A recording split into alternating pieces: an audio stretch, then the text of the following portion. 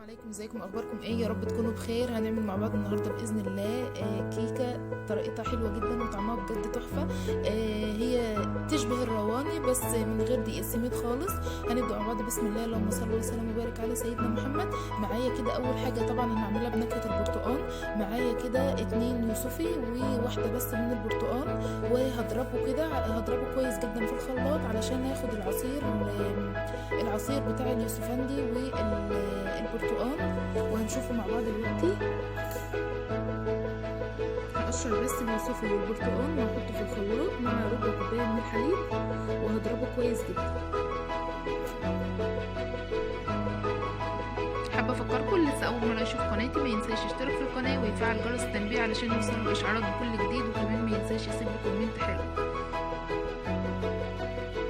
حطيت كده 2 يوسفي وواحده كمان من البرتقال، وضربتهم كويس جدا في الخلاط مع ربع كوبايه من الحليب او ربع كوبايه من اللبن، وهصفيهم كويس جدا. لازم اصفيه واشيل كل القشر او الحاجات البيضاء اللي بتبقى في اليوسفندي او البرتقال، لان لو سبناهم في الكيكه طبعا بيمرر.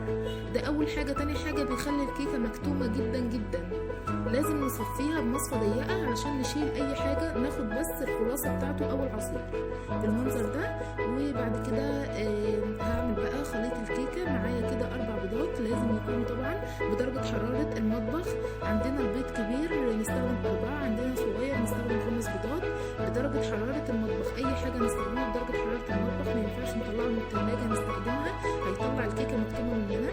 4 بيضات هضيف عليهم، هحط عليهم القشر اللي هو بتاع اليوسفندي او البرتقال. انا بحبه جدا، بيديله الكيكه طعم ونكهه حلوه جدا جدا.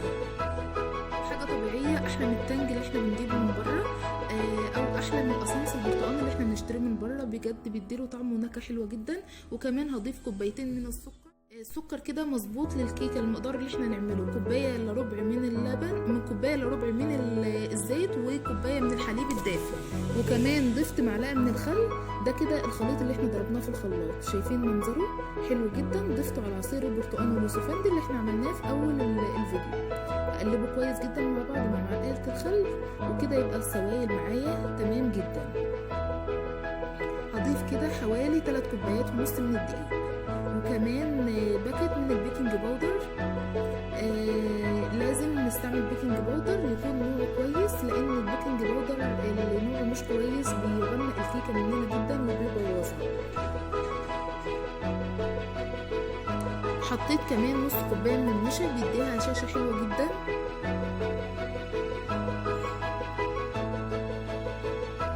هقلب كده المواد الجافه مع المواد السائله،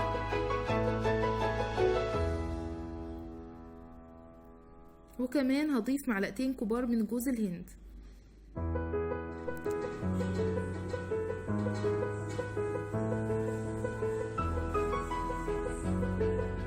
تمام كده الخليط تمام معايا. ضفت جوز الهند، بيديله طعم حلو جدا، بيبقى طعم جوز الهند مع طعم البرتقال واليوسفي نكهته حلوه جدا جدا. جربوا الطريقه دي ومش هتندموا. معايا كده الصينيه بتاعتي. انا بستخدم صينيه ألمونيا في اي صينيه فاتحه بوجه عام يعني، لان الألمونيا او الصينيه الفاتحه بتوزع الحراره كويس جدا في الفرن. ودهنتها كده بمعلقه كبيره من السمنه. لازم ادهنها كويس جدا عشان ما تلزقش مني. وقبل ما ابدا خالص في الكيكه بكون مسخنه الفرن على درجه حراره 200. ضفت كده الخليط معايا حلو جدا وانسيابي وزي الفل، مش تقيل خالص ولا سايل خالص، حلو جدا. هدخلها بقى الفرن وهظبط الحراره على 180. بتاخد بالظبط حوالي ساعه كامله. على فكره انا كنت مدخلاها مع الجلاش اللي هنشوفه دلوقتي، اخد بالظبط نفس السوى من ساعه لساعه الا ربع عادي جدا. ده كده الجلاش الطريقه الفيديو بتاعه نزل على اليوتيوب. شايفين شكله حلو جدا، وكان طعمه بجد حلو جدا، وما خدش وقت ولا تكلفه ولا مجهود ولا اي حاجه.